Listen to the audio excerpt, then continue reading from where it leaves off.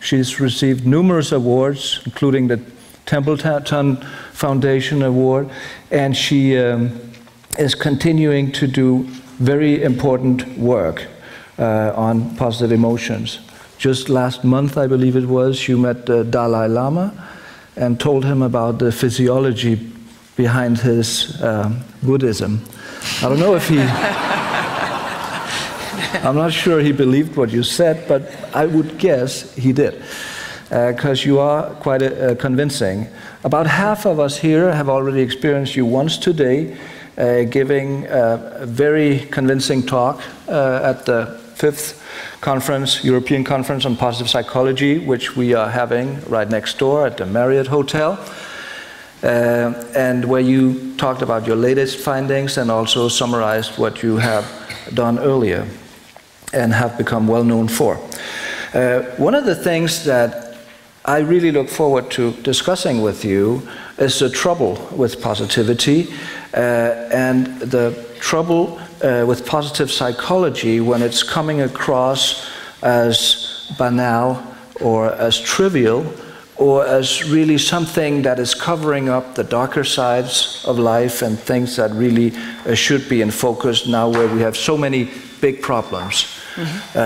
We have climate change, we have oil spills, we have famine across the world, a lot of people suffering, we have dysfunctional government, we have dysfunctional economy, there are so many problems. Why should there be any reason to be happy in that situation? Isn't that just stupid?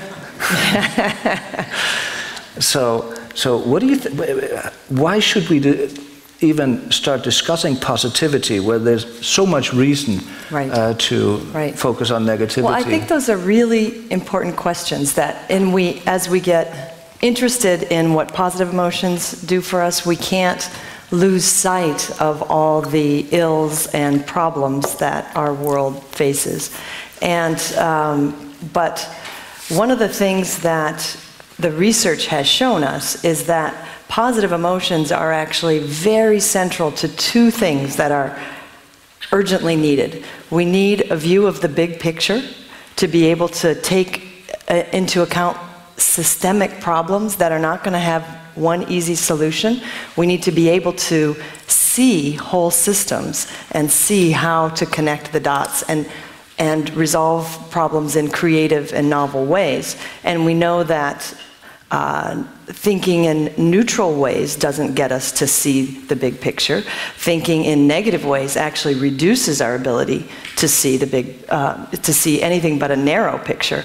Especially, there's good research to show that anger in particular narrows our thinking so much that we only can see things from one dimension.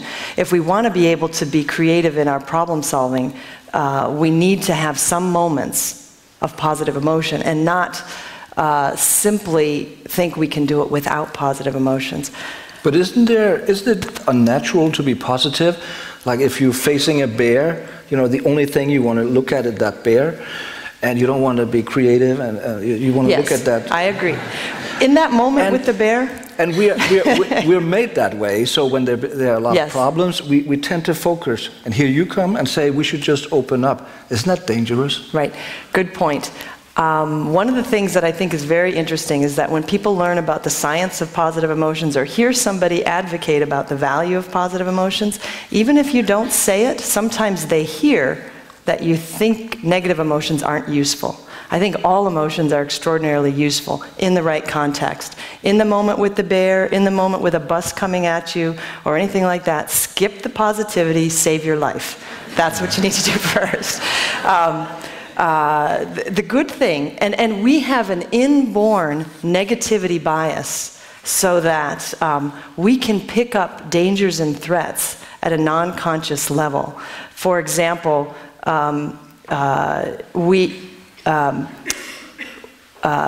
our sort of unconscious appraisals can tell us when there are dangers in the environment.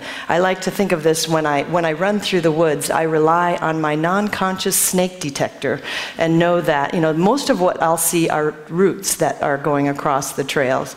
But, you know, I know that something will click in if there's a snake, and I'll know to stop. So we have a bias to pick up negativity even with the most minimal cues. I mean, if you see a coiled up rope, you'll often jump at it first because you think, oh, a snake, and then you look twice and it's a rope. The fact that you have that really quick threat detector is what saved our ancestors in difficult situations. So listen to those sort of quick impulses and then take a second look to see if it's really dangerous, because maybe it's somebody in a bear suit and not actually a real bear. So you do want to take that second look, but that first look can often save your skin. The thing about emotions is that all emotions are temporary. No emotion, not even a positive emotion, was meant to last forever. Emotions are momentary experiences. They come and go. And so we need quite a variety of emotions to survive in this world. Right. But when you have a room like this, and there are many people, and many of them stay throughout the session, but there are a few that leave, I tend to focus very much on those who leave. So what is the ratio? How many will leave? How many is enough that I will pay attention to it if they leave a room like this? What would that be? Yeah. Well, maybe you're setting me up to talk about the positivity ratio. Almost. There is good evidence coming from mathematical modeling of complex systems. I don't have time to go into the origins of it, but you should know that it doesn't come out of thin air. There's a tipping point ratio of 3 to 1, that we need 3 positive emotions to lift us up for every negative emotion that drags us down. And even though we have a really sensitive threat detector, I would say that you should wait until 1/3 of the audience gets up and leaves before you are really worried. Okay, so we still have time. Or, you know, 1/4. Sorry, if it gets over 1/4, then we're in trouble. Okay, because that's one of the problems that we face here, and I think in most places of the world really, is this shying away from conflict or criticism in a way that tends to go so far as to make life boring. So if you fail or there's something going wrong for you and you get criticism for that, it tends to spread out like some kind of aura. Don't even let that happen to you, and people become very little daring. They become uncreative and get a duller life just to get that kind of security. Now, children don't seem to have that when they grow up. If I think about small children, 6-year-old, and they play soccer, they lost 17-0 last week, so there they are Sunday morning, and they're all unhappy because now it's going to happen again. But you're their coach, and you tell them that don't worry, I know it wasn't very nice last Sunday, but today, you know what? Today we agreed that you're going to win. They're not going to like that. They won't think that you're a good coach because there's something missing here. Or if you have children playing computer games, and you tell them, don't worry kids, you can't lose this level, you just have to learn it. A lot of the kids will just raise their hand and ask to go to another level where you can die. It's not fun if you don't have that kind of threat in the game. And you put that one time further, you know, it's quite clear that children have this desire for risk, this desire for moderate negativity or threat in order to thrive. And somehow they go to school, they come into school, the schooling system, prepared for taking all kinds of chances.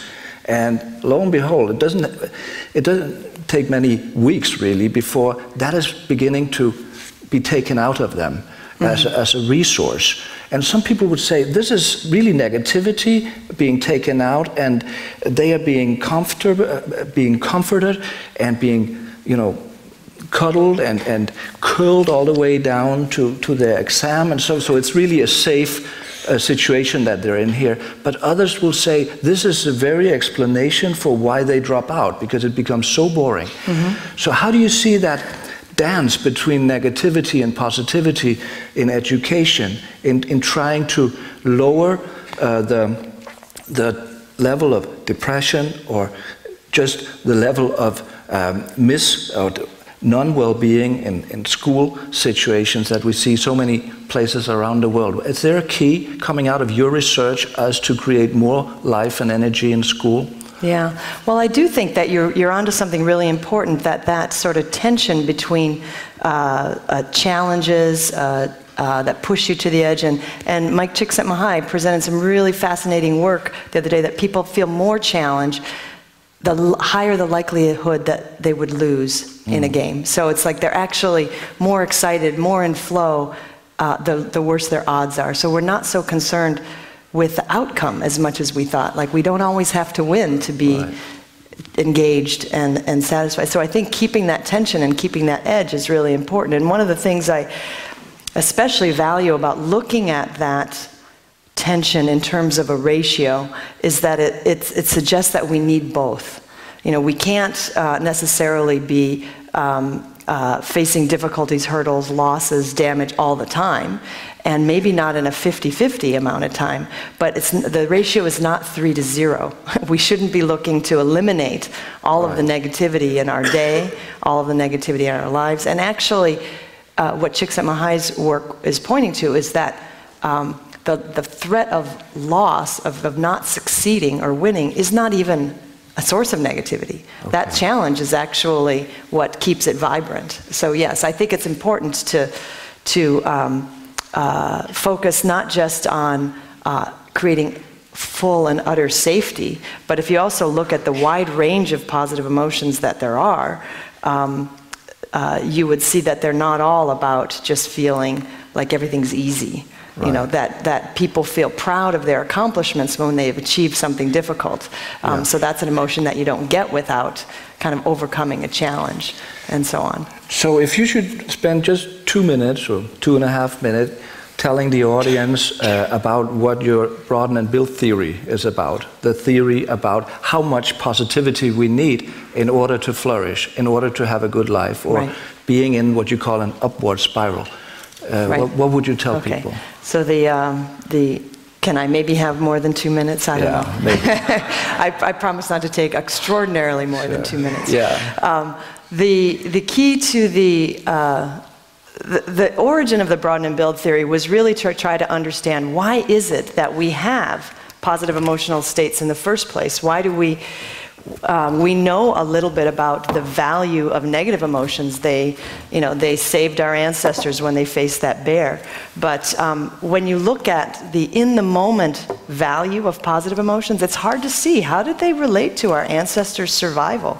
Because, you know, if you're goofing off when you're feeling joyful, or just sitting there when you're feeling serene, how is it that those situations actually led to our ancestors living longer?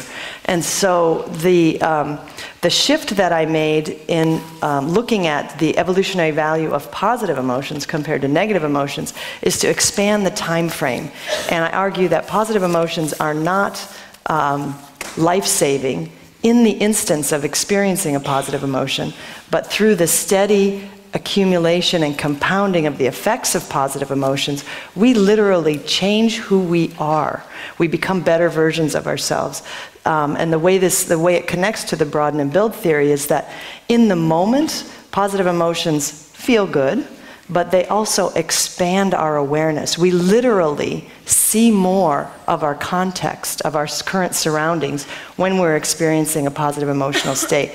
There are dozens of studies, ranging from laboratory behavioral tests to brain imaging, that show this, that at a perceptual level, we take in more of our surroundings when we're experiencing positive emotions. So that's a fundamental difference in the way our brains work when we're experiencing joy, contentment, pride, interest, and the like. And I've argued that that momentary expansion in the way we see the world is valuable, because over time, moments where we can see the big picture help us transform ourselves for the better, help us grow in directions. And if we can see more possibilities of people to connect to, we're actually building our social network, which could be a source of social support in the future.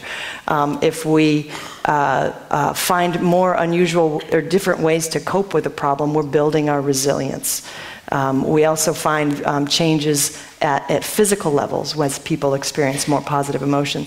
So the broaden part of the broaden and build theory is really about what happens in the instant that you experience a positive emotion. The build piece is far more subtle and often completely goes under the radar. We don't really realize what having a steady diet of positive emotions in our life is leading to. Yet we've done experiments where we randomly assign some people to increase their daily diet of positive emotions and others not to, and we find that it literally changes who they are and elevates them in ways that help people become more resourceful, more resilient, more mindful, some markers of better health as well. So that's the broaden and build theory in a nutshell, is that there's both short-term and long-term consequences to positive emotions. But why should that even be necessary to tell people? If it's such a good thing, you would expect that by nature, by biology, by neurology, all of the good things that you're talking about would happen by itself. And one level they do. You see it in children. But then, I like to think that kids have an inborn play ethic. We adults have a work ethic. Kids wake up in the morning and they're like, gotta play. It's an urge. And they know how to play. Nobody teaches them how to play, and they just know they make things fun, and through that fun, they're not thinking about how can I grow and change and make friends so that I'll have support when I need it. That's not on their minds. The broaden and build theory is shaped by evolution so that we, without effort, build ourselves and build our capacity. I think the problem comes in with what we learn through our cultures. So as we grow older, we learn to value things other than play. We think that it's important to get things done on our to-do list. We think it's important to earn money. We think it's important to have this kind of house, or any other manner of material things. So we get sidetracked, and we think that in setting up our days, we don't value the positive emotions as much as a child would, or as much as a non-human animal would. Are you saying we should really be so much inspired by children that we should actually try to reframe and restructure our adolescent and adult life to be more play-like? I think so. I mean, play is one way, one route to positive emotions, but there are other ways. There are more probably adult forms of play, which could be learning something new, following a hobby, staying involved in continuing to grow and to change, to give yourself new challenges. So the way kids play, we don't necessarily have to model the exact, rough and tumble play that you see in kids and non-human mammals and whatever. I suppose we could, but we might learn to ski. We might learn to body surf better. We might learn Latin or something. We might challenge ourselves in all number of ways, or write poetry. I mean, so there's lots of ways that what we pursue for fun and play is going to change with age and lifespan, but the idea of keeping that in is really important, I think. I think another way of saying that is that you actually want to pursue flow, which you experience during play throughout life, but the content of your activities will change. Right. Okay. And then the question becomes, what happens from your perspective? What goes wrong? This is so obviously attractive for human being. We live in a democracy. Many things are going okay here and other places. Why is that just part of the fabric? Why are we not just dealing with things in order to support such an obvious feature of a good life as playfulness? That's a mystery to me in many ways. I think that a lot of it has to do with distractions. A lot of it has to do with that inborn negativity bias that we talked about. I mean, in a way, that inborn negativity bias keeps us alive, keeps us, able to see the snake, just out of the corner of our eyes. But it also means that we are overly attracted to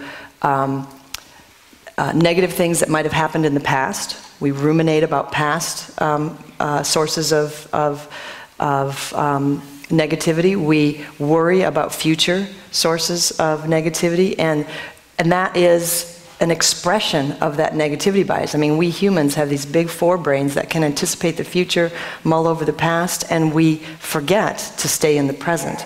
So those forces that get us involved in that mental time travel actually help diminish our own sources of positive emotion. So in a way, our forebrains are kind of in our way a lot of the times, which I really appreciated the transient hypofrontality, that the term that Csikszentmihalyi raised yesterday. It's just like letting that, overthinking part of our brain relax sometimes, so that we can engage in things that are absorbing in the moment. One of the things I find so fascinating about your work and many others who are dealing with both neurology and psychology in a unified theoretical framework is that you bring in this deep understanding of our past, of evolution, of the biology that we carry today, and also shed light on how we respond to society and culture today with this very primitive organism prepared for small group living in the savannah many thousand years ago. And when, for instance, looking at the news today, seeing all these problems, or just even be on Facebook with all these relations, you get all these irritations, plus minus, you get all these sensory input, all these prompts to act, to do something that combined are clearly beyond your capacity. You're not able to connect to all those people. You're not able to handle all the problems of the world, and maybe not even engage or empathize with what you see, because that would ruin you. You'd be destroyed by it. So there are so many compromises that come about from being open and having all these possibilities and having all these connections, because we have this neurological constraints and this biology. So how do you see that? How do you see? Well, I actually think it's extraordinarily useful to look at things through the lens of emotions, because emotions are, this sort of ancestral wisdom of how to respond to different circumstances we find ourselves in. But they also, if we understand more about the circumstances that our emotion systems are attuned to, we can identify those aspects of modern life, as you say, that are simply just overwhelming our circuits. And this could be why we're unable to stay focused on the present, take advantage of all this positivity, because our systems were not sculpted to deal with our current circumstances. And so, I like to think that, it's just very much like our ancestors developed a taste for fats, because fats were so rare in their diet, but that it behooved our ancestors who, when they had the opportunity to eat fatty foods, ate a lot of it, because our bodies stored fat, and they could go for another several months maybe without fat in their diet. But knowing that we like fats, there's all kinds of cuisines that put butter in everything, or oils, and you can get potato chips all around the clock. You could be eating high-fat food constantly. And that's not, our bodies still store the fat. Our bodies still work the same ways they did in the old times, but in our ancestors' times, but our environment is geared to pick up on our tastes, but our tastes are evolved for a different circumstance. And that's very much also the case with positive emotions. I mean, and negative emotions. We're attuned to focus on the negative, but in a smaller savannah community with only 30 people in your environment, the social ills, for example, would be few and far between. There'd be many more social opportunities. And so we've changed the landscape so incredibly, so that we have to realize that we're, I think if we understand the contexts in which our bodies and minds have evolved, we can better understand perhaps how to sculpt a day that is better fitting with my human capacity. How much discipline do you think it takes? If you are, in 2010, you're this Stone Age organism trying to understand this high-tech society. How much discipline does it take? You talk in your book about a different lifestyle or change in lifestyle. Yeah. Just like if you want to change your diet, you need to, work on your lifestyle probably, because otherwise you'll fall back. Right. And you talk about the same thing about positivity. We're so prone, to think in negative terms, and often prompted by the media, and so to think in negative terms that it's really an uphill battle. So it is an uphill. How much should we invest in that? Yeah, it is an uphill battle. I think that it is possible to raise our trait positivity. I mean, we've been able to show that through our research, but it is very much as difficult as lowering your weight or lowering your cholesterol or making any other lifestyle change. And there are specific techniques that have been developed and tested in psychology, clinical psychology and positive psychology. The clinical psychology helps us reduce gratuitous negativity, and we can borrow concepts from that. And positive psychology helps us understand how to elevate genuine sources of positive emotions. But, I do raise some really simple questions that are not necessarily popular in all circles, which is, really take a look at your media diet in terms of do we need to know about all global ills? I mean, we need to know global ills at one level to be good citizens, but we probably need to know in terms of a lost child, we need to know the lost children in our neighborhood, not the lost children in all over the world, not every day. Right. So there are ways in which of course the media caters to the inborn negativity bias, but as we follow that, we can really limit our own potential. I'd like to follow up on that.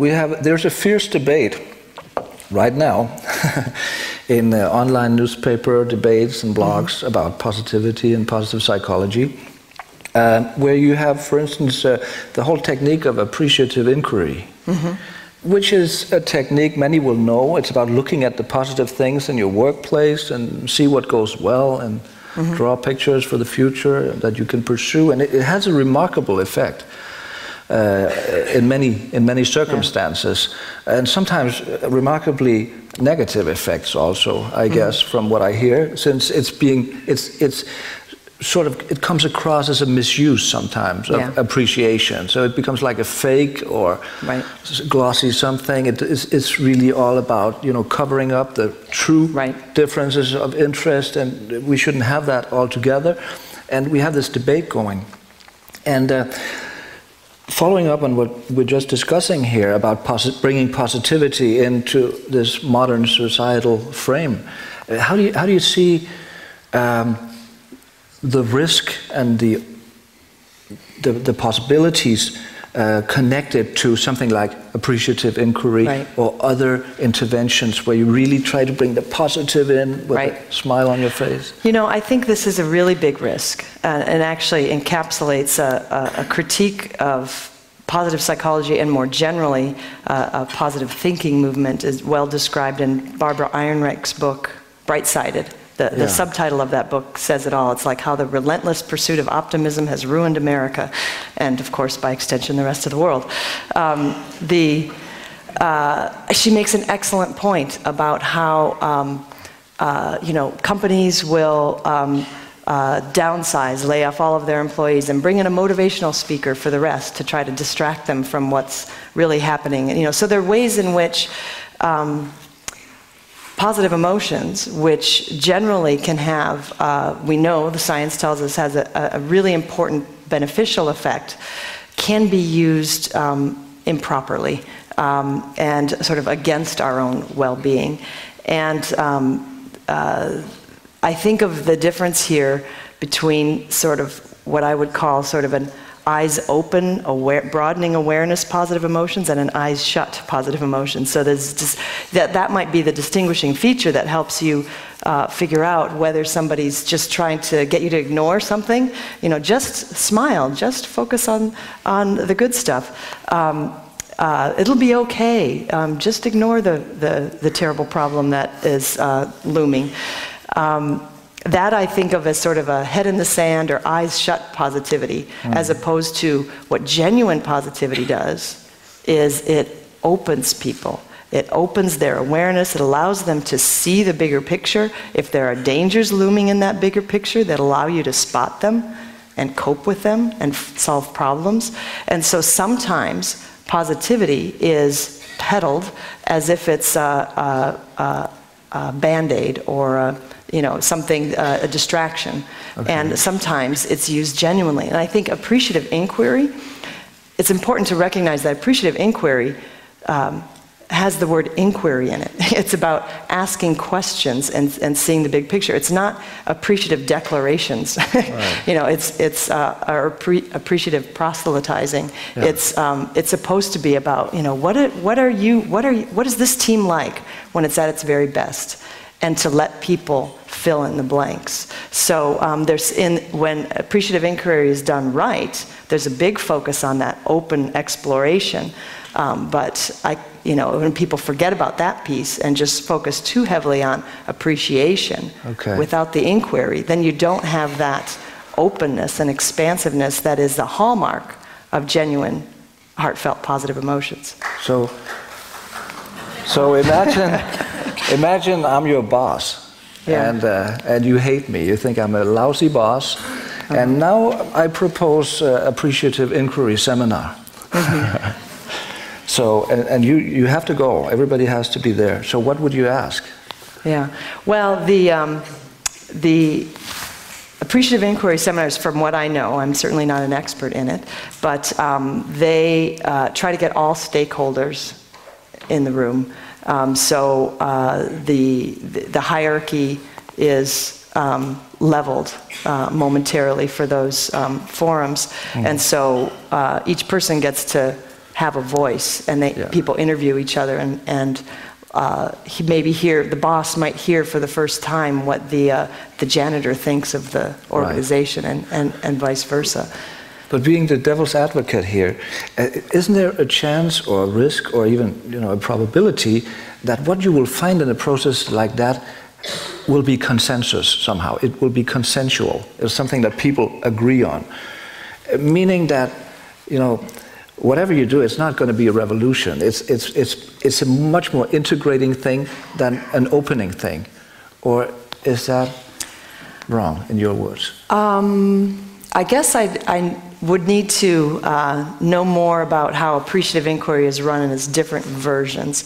But I think one of your hunches might be right, that if you feel like your boss is mandating a certain perspective or viewpoint, then that already kind of poisons the process. Right. Better to have things, really draw from the bottom up. So that's one of the reasons why appreciative inquiry really tries to get all stakeholders. So there's not sort of a party line that gets handed down. But you're right, it could be used just to endorse a particular view.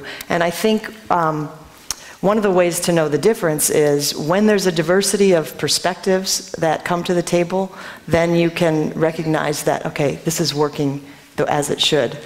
When there's a single perspective that comes forward, we should be suspicious, because one of the difficulties in knowing that positive emotions can be useful is that we think that it's easy to get there. We think that all I need to do is decide that I'm going to be happy starting next Tuesday, and my life will be different.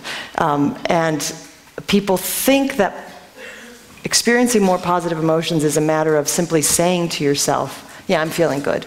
I'm feeling good. And I try to underscore in all of my writing, and especially in this book, that emotions are not just thoughts that we tell ourselves. They're not really words at all. It's a combined sort of mind-body experience. And then if we don't feel those positive emotions leading to sort of feeling easy and comfortable, to opening our hearts, really literally feeling a sense of expansion. I work with a kinesiologist who's looking for the body movements associated with different emotions, and I was overjoyed to learn that when people are randomly assigned to experience joy or contentment, their chests expand. So our posture totally changes. And so, maybe to tell the fake forms of positivity, the counterfeit gold from the real gold, is to pay more attention to our bodies and the energy that we feel and the expansiveness we feel and the sense of awareness of the bigger picture, and not so focused on what are the words people are telling me. Like, is appreciation, we shouldn't rely so much on linguistic cues and really rely a bit more on our somatic cues. Then I'd like to ask you a question from the other ditch. What we've just focused on was the kind of potential misuse, or I asked for that, the kind of potential misuse that come from over-positivity, often in the workplace. Seldom in schools. That's not what you debate in a school or in education. There you have the problem in the other ditch almost. And for instance, when we do written work, when we write essays or do articles or theses or something in academia or in school, we almost always have to make what we call a problem formulation. It's like a research question, probleemformulering. So all our thinking has to somehow start out with the background we have and crystallize in a problem, which by definition is something not positive, or it could be, but it's often conceived as negative, something that's not working. And what gives you a high grade is if you then take that problem and shed theoretical light on it very critically. Then you get a high grade. Is that a prescription for negativity? Or is that just half of the story that we need, but we should have something else also? How do you see that? Yeah, I think that we should complement that with looking at opportunities and possibilities. It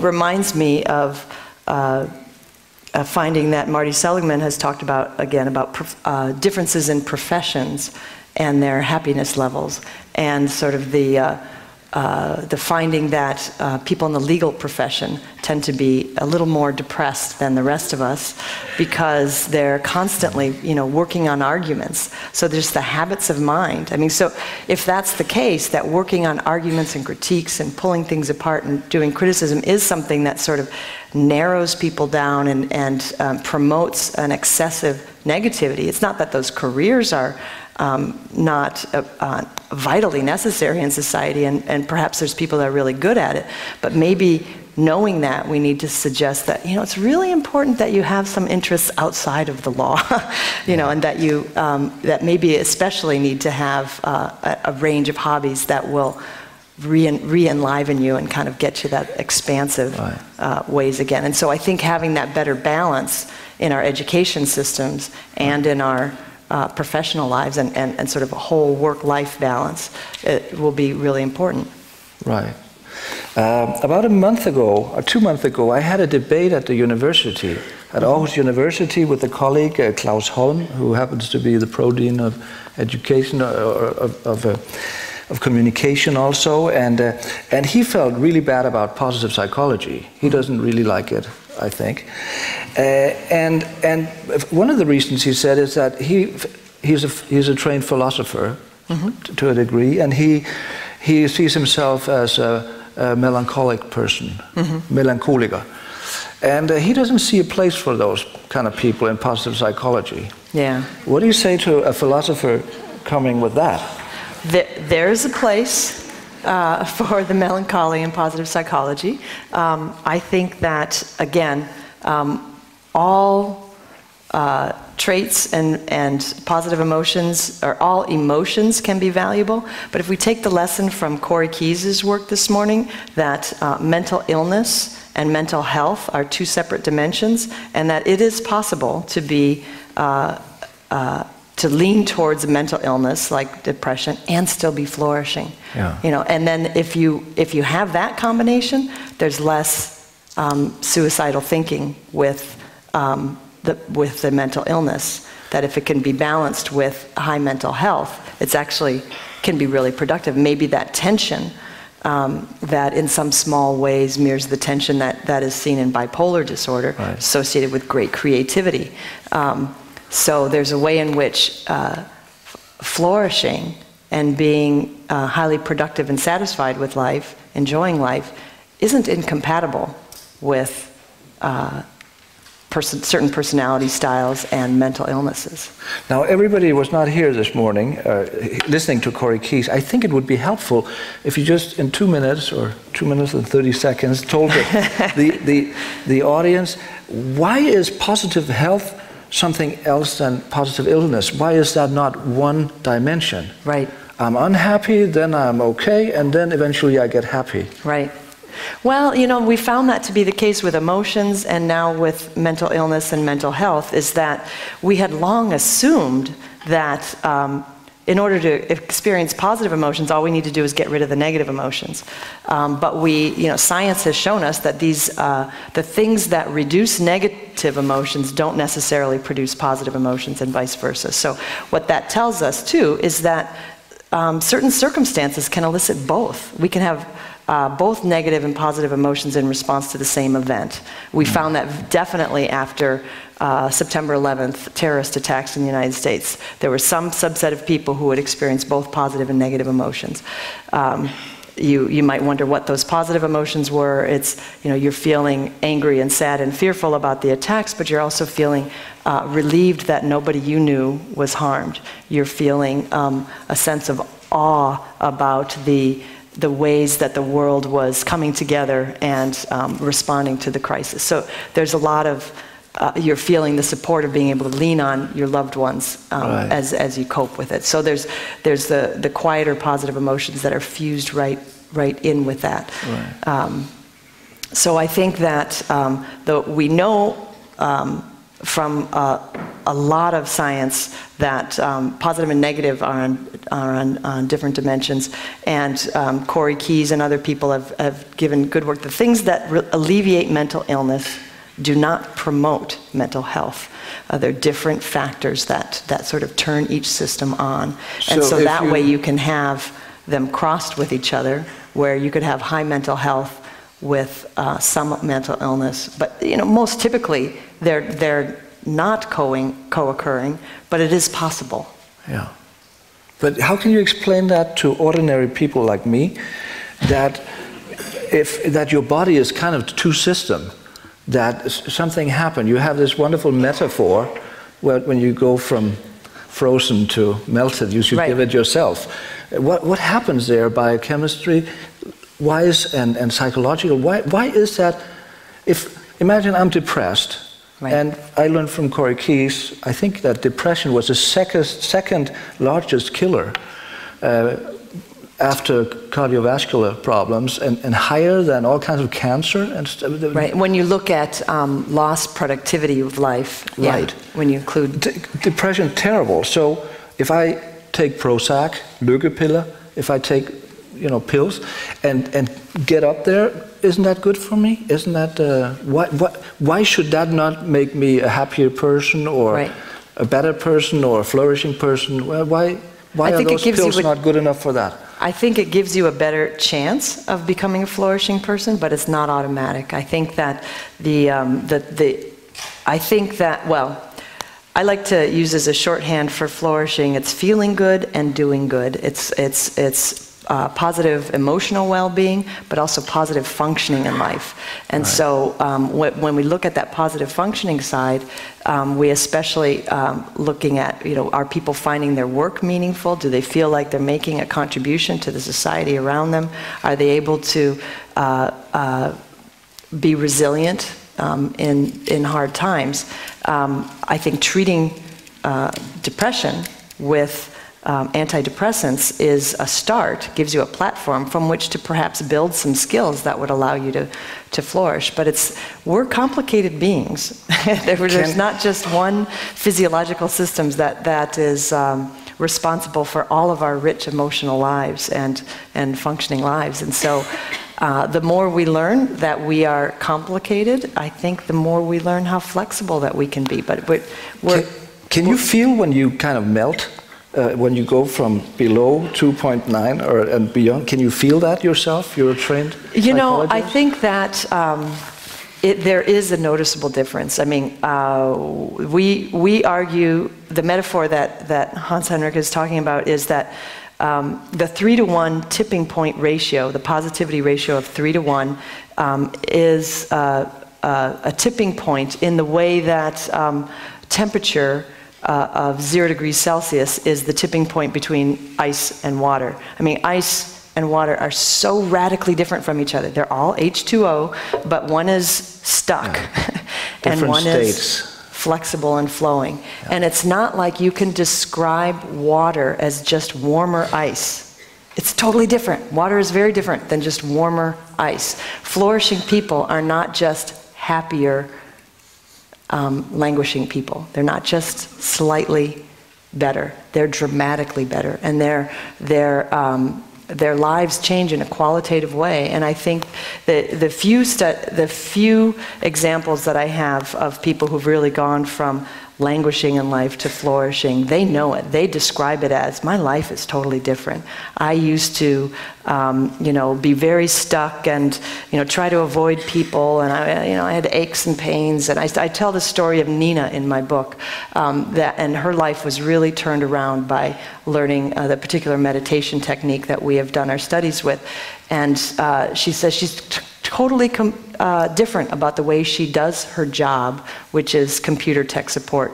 She used to stay in her office and connect with people's computers remotely, and then she realized, it's a lot more fun if I go talk to people and actually go to their office. And then I get to, when I fix the problem, they can express their gratitude to me, not just do the job and skip the personal connection part. And it didn't occur to her to do that till she was feeling a little more buoyant with the flourishing.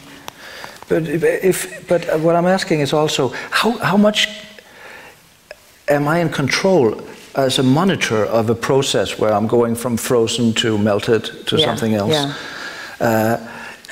Often those things take time, of course, as we know from the different interventions from positive psychology. And when things take time and are gradual, you tend not really to notice any difference. And suddenly you may be happy, but you don't know how you got there, and you didn't notice. Right. Yeah. What I'm asking is this actually possible, a little more flow-like maybe, to sense, this is making me melt, or this is making me frozen, or... Do you have cues for that, or is that a trivial question? Well, I guess the thing to recognize is that flourishing is a more durable state than, say, an emotion. I think we know when we're feeling positive and negative emotions just by the subjective feel of them and how our bodies feel. And flourishing is more, a characteristic of our days, like, oh, I'm really excited about this, and I really felt like what I did here really mattered, and oh, I'm looking forward to this next thing. And that sort of will accumulate on a slower basis, and so maybe people don't recognize the exact day they tipped over to flourishing. But I think, once you cast some reflection on it, I think it is really noticeable.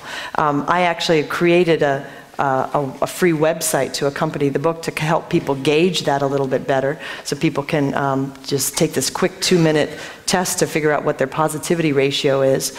I don't think knowing it, the scale asks you about how have you been feeling in the last 24 hours. I think the way to see whether you're flourishing or not is to take that regularly for 2 weeks or so, and brace yourself, because what we know is that 80% of Americans are below 3-to-1. So I look at that as lots of room for improvement, lots of possibility there. And then to keep tracking, see where you are. The typical ratio is about 2-to-1. People who are depressed are below 1-to-1. But flourishers are higher. And that can give you a way to kind of just like step on the scale and see where you are. So that can make some of these things a little bit more apparent. But, it's just to help people become more mindful of their emotional diet each day. It's not something that I would suspect that people would need to use their whole life, but just as they're trying to make changes, it can help create a bit more mindfulness, and then kind of help you recognize, it's working right. So that's like 80% of the Americans not living the American dream? Yes. Or having an American nightmare? I'm reminded about the act of education going for comprehensive school in Denmark, where every child indeed has to flourish. It's a task of the teachers to make every child flourish, if you would translate it into your words. Is that utopia? Is that possible? Is that partly possible? I think it's possible for every person to flourish. Everyone?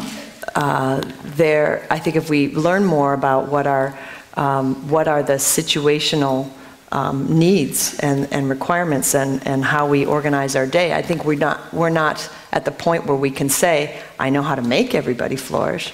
But I think that emotions and positive emotions are our birthright as humans. It's part of what we inherited from our ancestors, the capacity to flourish.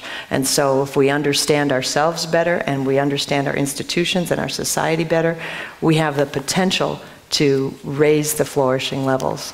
We're in a situation right now where we have something like 25% maybe of children in school who have some kind of diagnosis done to them. At the same time, a political movement trying to bring them back in the normal system and have a more inclusive way of looking at them. And at the same time, we see tremendous differences in how the sexes are doing. That we're losing the boys. I hear chief leaders in the school systems saying we're simply losing the boys here, and they're also having most of the diagnoses and so on.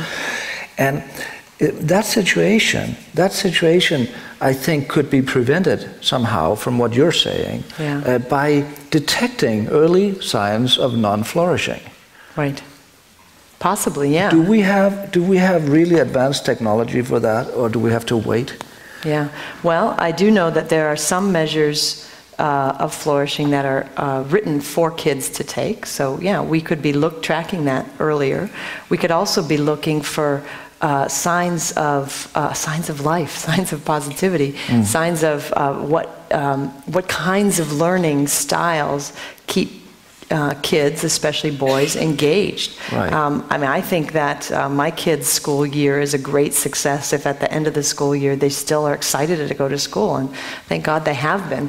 But I think that takes a lot of talent within teachers and a lot of creativity and administration to keep kids interested. And as soon as we lose their interest, that's a major danger, because I don't think that education can really do its job if it's force-fed, you know.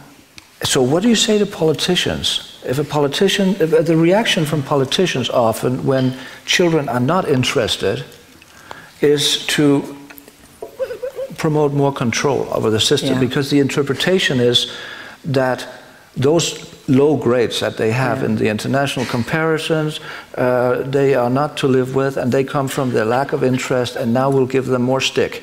Yeah. We will put more force on them, and from what you're saying, and I agree with that also, we may very well reinforce the problem. Right. We're looking at the symptoms and we're worsening them in trying to ameliorate them. I agree with you. What would you say to politicians? What is the message for politicians from the research on positivity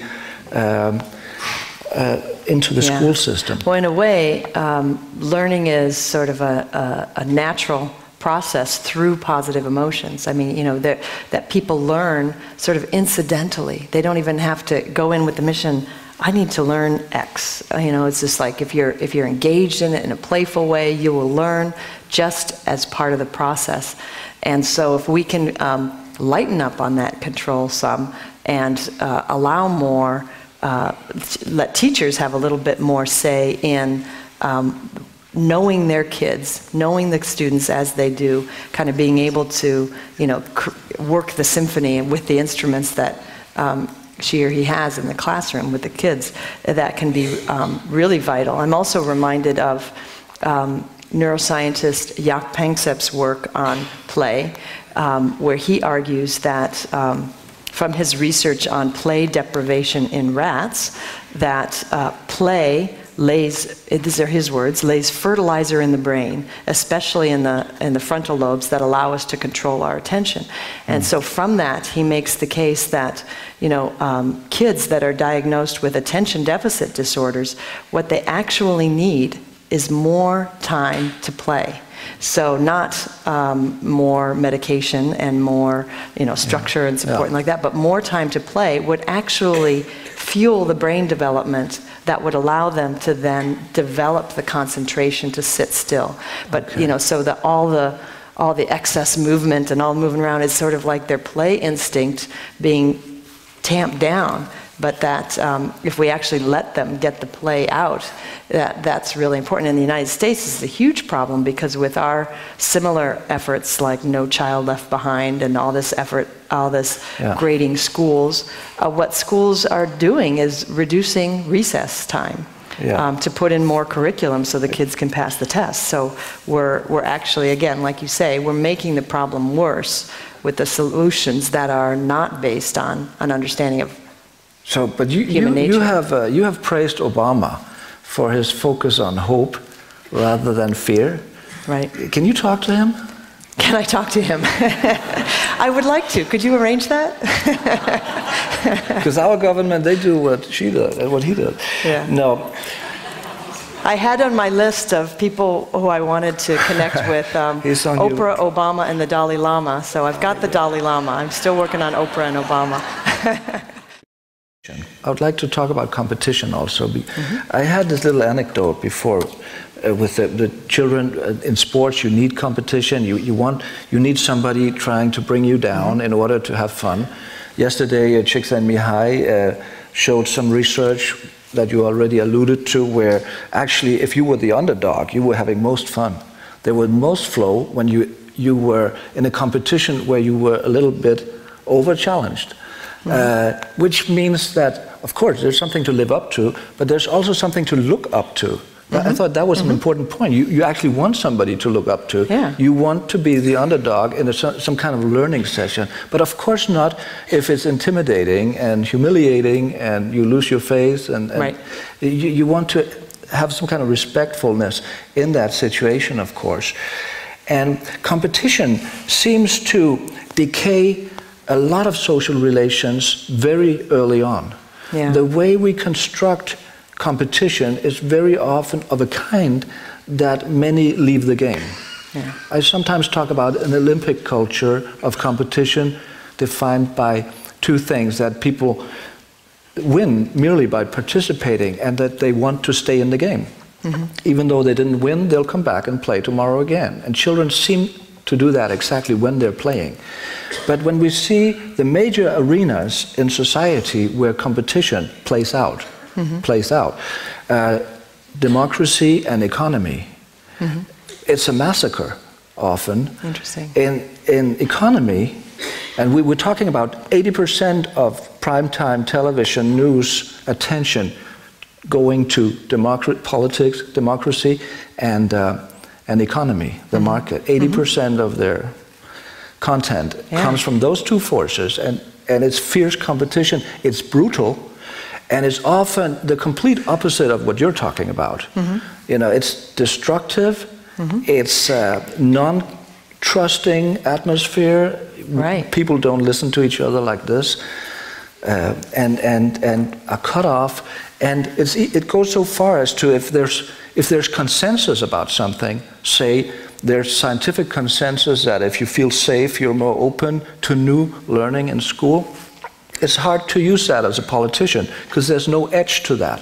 There's no profiling in something that everybody agrees on, so we'll have to pick something that there's non-agreement to.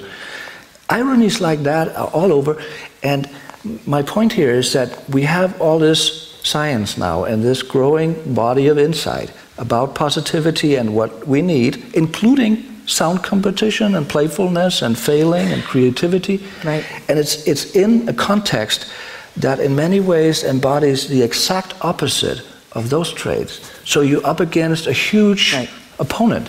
How do you look at that? I do think that trying to live your life with positivity goes against the grain of many of our institutions, and it may go against the grain in your work organization, your community, and it actually takes a lot of courage. It takes a lot of courage to decide that you want to live your life in a way that might promote flourishing, which means not always finishing everything on your to-do list because you want to do something that's good for yourself. And maybe that makes you not the absolutely most productive person, but it might make you more balanced. And that is a difficult decision for a lot of people to make. And some people might come to the conclusion that they're not in a position to do that. That, no, I need to do this extra work because I need to earn this raise and I need to earn this promotion. And so maybe in 30 years I can work on being flourishing. The difficulty with that is that we can just run ourselves into the ground by not taking that fuller picture of life.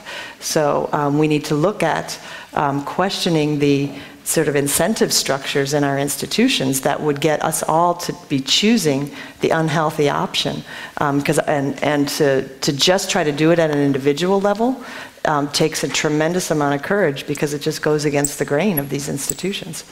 I'm often intrigued by the fact that if you ask people whether they want to go to a party where everybody's fighting or everybody is friendly with one another and dancing, they all go to the dance. That's where they want to go. And you would say, okay, there you have your audience. That's how you can sell your stories if you're a journalist. That they want the good stories. They want to sing and dance. They want at least some positivity. But it seems like journalism has it as its core virtue to be critical and to actually look at the negativities. I think the latest number I saw was 17-1 negative headlines per positive headline. Right. I've heard rumors about 50-1. It's immense focus on negativity. And my question to you is, can you write an interesting story on positivity apart from this book? Thank you for the exception. I think that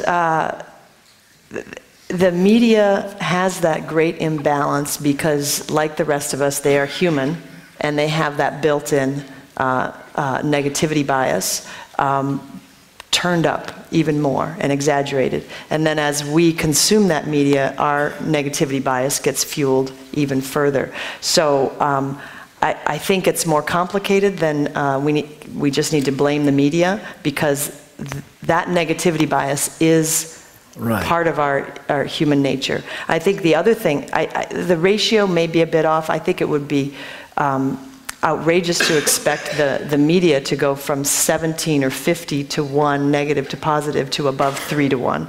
That's unrealistic. The way to think about that is you shouldn't be spending your entire life consuming media. Maybe that's where you get your biggest doses of negativity, and then you should be doing some other things with your day rather than watching media all day long. So, I mean, maybe I know there have been initiatives to create a more positive media. I also am really a fan of being able to sort of choose your media consumption a little bit better. With online news, you can kind of scan headlines and see which ones you want to take in fully, and rather than just sort of turning on the faucet and getting whatever comes out. So there's ways to get more control, but I think the real way to get more control is to unplug from that sometimes and have other aspects of life, and don't count on the media to get us above 3-1. We need to count on a variety of sources for that.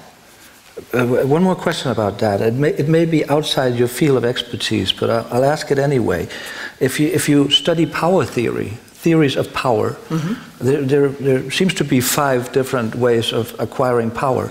And one of them is to create an outside enemy. And that goes to say that the outside enemy is something you should be afraid of. So there we talk about scare tactics. You use negativity as a power force. You scare people so that they're all narrowed in on some enemy, and you may even go to war, or you may, and then you control the popular mind. Right. You control people's way of thinking. And I think that's an interesting point for you also, because suddenly you become the big liberator. Positivity somehow would be a means to actually free yourself from that power grip, which the scare tactics provides. Right. But when I look at colleagues who are very into power theory, they don't tend to see that. They would look different from their gut reaction, at least. They would say positivity is really covering the interests. It's covering the real power structure, and now we're just kind of happy with the way things are, and we're not really being skeptical enough to really dig into the deeper structural problems in society. Right. So, well, I think that having this richer way of understanding how emotions work and how human nature was sculpted can help us spot grabs to manipulate us through fear tactics and be more skeptical of them. I mean, having this awareness for, okay, this technique somebody is using is capitalizing on everybody's bias towards negative information. So with that additional knowledge, you can kind of choose to step back and look at things a little more broadly. The other difference that I would say, again, this comes back to positivity eyes closed. That's the diversion positivity, or positivity eyes open, that allows you to see the big picture and spot attempts at manipulation. And so I think that being attuned towards genuine positive emotions, kind of using that sort of full body way to understand what's genuine versus what is a story that somebody's trying to tell me, to be able to make good, sophisticated use of positive psychology was going to require a hefty dose of wisdom to be able to understand these differences between what is being sold to us in the name of positivity. So what I try to do with this book is provide that dose of wisdom along with the science, so that you can kind of use it responsibly and in a measured way. Coming towards the last part of our talk here, I'd like to ask you how positive psychology is being looked upon from mainstream psychology, from your point of view, and whether it's accepted by psychiatrists and the established system. Yeah. Well, positive psychology is just 10 years old, so it's like a baby in the bigger field of psychology, and yet it's gotten enormous attention in the media and an enormous interest from people who are avid in applying it. And so, although it's very young, it's grown very quickly. And so, understandably, in that kind of circumstance, it has a very mixed reputation among psychologists more generally, and in the academy, in the university life. So it's kind of, in a way, got a little bit of plus and a little bit of negative. And part of the negative is people looking at positive psychology and not being able to tell the science from the, this is a neat idea, I think I'll try this out and build a company on it or something. So positive psychology is used as this umbrella for both the science and applications which may or may not be evidence-based. And so being able to sift through all that is a challenge, and creates that mixed reputation. There was a great article in the Chronicle of Higher Education about a year ago talking exactly about this sort of growing, fast growth, attracting lots of interest, and the kind of how it's viewed in the academy. And my take on that is that it's a whole lot better to have that problem than the problem of nobody listening or nobody caring. Okay, so it is a bit of a irksome thing to have the good science that many people are doing kind of lumped in and viewed as this is just another salesperson putting together a gimmick product. So it takes a while to kind of separate out those things, but I'd much rather have that job of trying to help people to see the difference than to be alone in my research lab publishing work that nobody reads. So. What's been your worst experience with positivity? Oh. You can lie a bit. I can lie a bit. I think that the worst side of it is what I was just referring to. I'm a pretty devoted empirical scientist. I am interested in everything from experience sampling to brain imaging, and looking at changes in gene transcription. And so when somebody sees my work or sees a name and think, oh, another happyologist, that's kind of the irksome part of it. So could you feel the how interesting the negativity was? It grabbed everybody's attention. Yes. So yeah. And well, if you read the first opening pages of my book, you'll see that I also use that negativity bias to reel people in and then go on from there. So I used what I knew about what would grab people's attention in the first couple pages. I know. Yeah. And it worked. So there'll be practitioners here, many practitioners, also people from the university and people from all different spheres. And one of the topics that we all sort of muddle into are these debates about misuse of evidence or lack of evidence being forgotten and still creating something that doesn't really have that scientific basis or can be done. We have a good endeavor here about getting coaching evidence-based.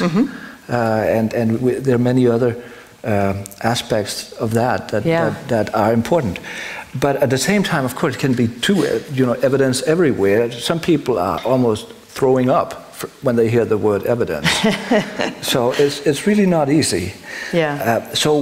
But if you should give a few words of wisdom about what we should definitely not do when working on positivity or thinking that we're doing that, applying theories from positive psychology, what would they be? A few examples of that. Well, one of the things that is sort of part of the growing pains of positive psychology as a bigger field is that the demand for evidence and the supply of evidence are very different. I mean, the demand is huge, and the supply takes a longer time to develop. Science takes time, and so we have to work with that challenge that we can use partial evidence base to try to build interventions that are the best that we can do given the state of the evidence right now. Well, we also need to sort of incubate the scientific core so that we can grow that evidence base and have more to offer those who want to put it into application. But another challenge, though, like right now, actually, the U.S. Army is very interested in increasing resilience for soldiers because it's very clear how repeat deployments is really, just wearing people down, tearing them up, leaving them with post-traumatic stress, higher likelihood of spousal abuse, child abuse. It's all kinds of problems that are coming from repeat deployment in 10 years of war. So I think that we should take very seriously how to protect and fortify soldiers who are going to be in this situation, unfortunately. They're very interested in increasing resilience. They're very interested in increasing emotional fitness as well as physical fitness. And my lab's been tapped to help lead that effort. One of the challenges that we face is that all of the work that we've done so far, looking at what happens when you increase people's daily diet of positive emotions, has been done with people like you, people who might be interested in making a change in their lives and interested in taking effort to become more resilient, become more likely to flourish. We've never tested that with 18-year-old soldiers, mostly male, who don't think they have emotions and are uninterested in becoming more resilient because they think it's irrelevant.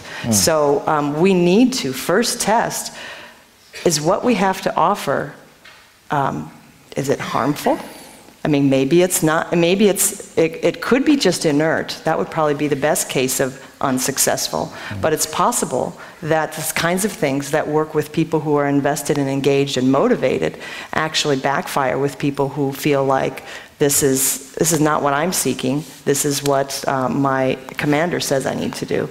And there is actually one instance that I heard of Jamie Pennebaker's work of having people write about emotional difficulties. As you know, we know from healthy populations that that is a great way to improve health. Some early work with soldiers suggested that actually was harmful.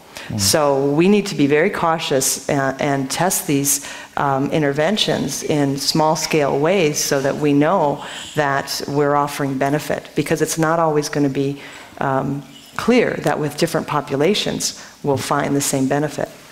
Okay. We are coming towards the end of the session. It's highly interesting.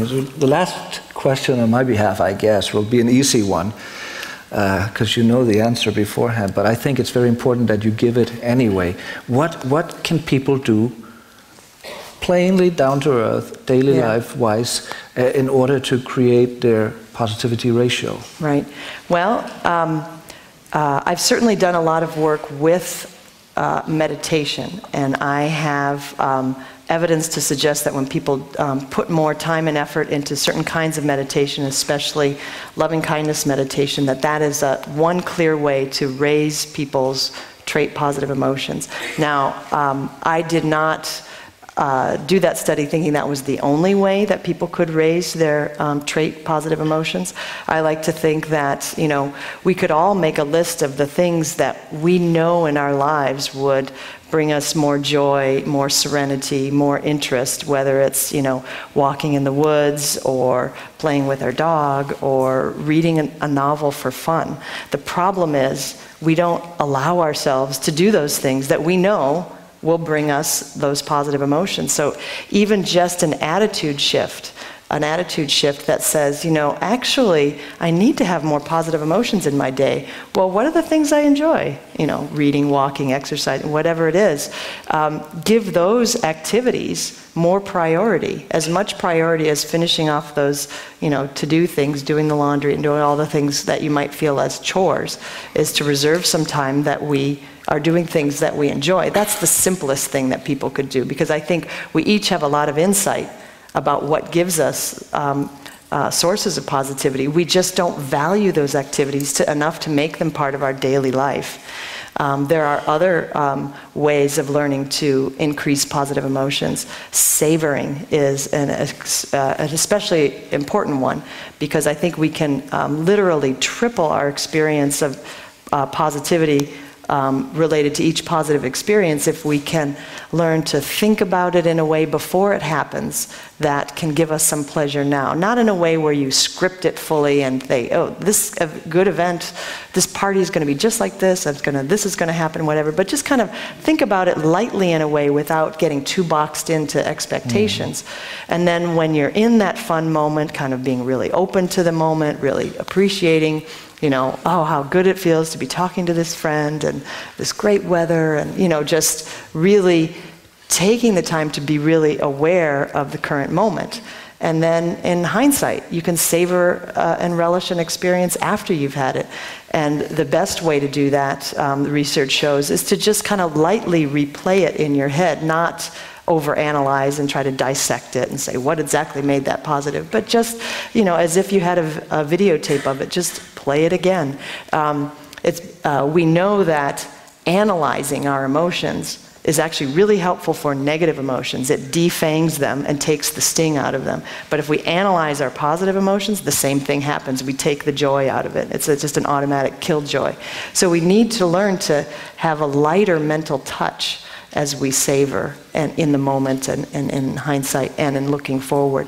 But that's another technique that is evidence-based way to just expand our positive emotions.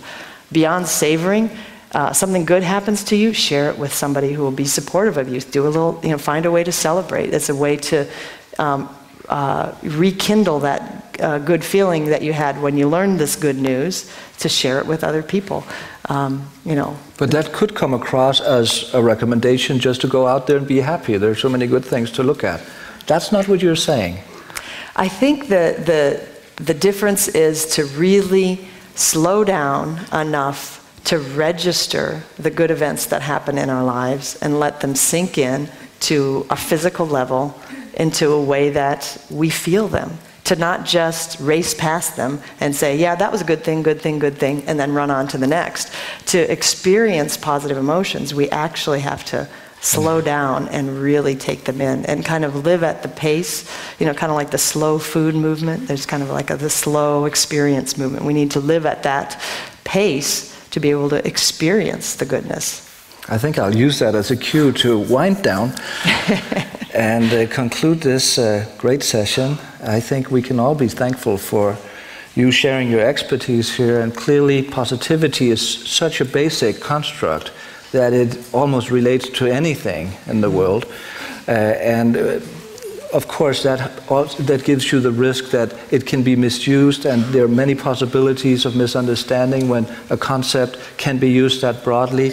And still, I think what you're presenting here shows how distinct you can actually research that feature of human life, and how distinct and precise interventions can actually be devised based on that kind of qualified insight and work. So thank you so much, Barbara, for being here. And thank you all for coming. I hope you found it worthwhile.